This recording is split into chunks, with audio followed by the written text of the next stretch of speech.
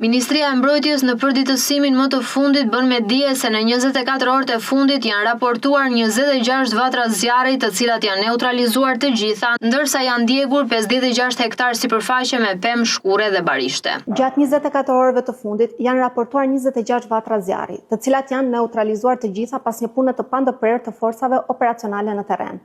Këto vatra zjarri janë evidentuar në qarqet e Vlorës, Gjerkastrës, Lezhës, Shkodrës, Dibrës, Korçës, Tiranës, Kukësit, Durrësit e Beratit.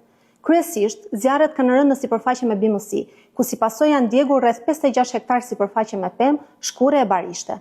Në dy raste, zjarret janë evidentuar në një biznes dhe në një banesë, ku janë shkaktuar dëme materiale.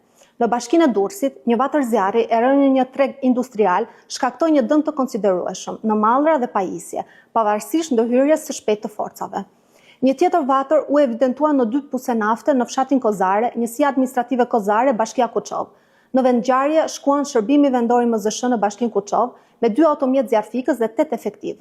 MZSH Berat me 2 automjete zjarfikëse me 7 efektiv, 4 forca policore dhe 6 forca bashkiake, të cilat punuan për shuarjen e tij.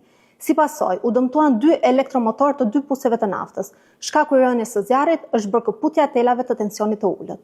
Në të gjitha operacionet për shuarjet e zjarreve u angazhuan 64 automjete zjarfikëse dhe 449 forca operacionale. Gjithashtu, nga forcat e armatosura, u angazhuan 2 automjete zjarfikëse me 14 efektiv dhe 1 helikopter Cougar. Për ditën e sotme, nga parashikimet e Institutit të Gjeoshkencave, pritet nivel rreziku i lartë në qarqet e Lezhës, Durrësit, Tiranës, Beratit dhe Fierit, ndërsa në qarqet e tjerë pritet nivel i moderuar.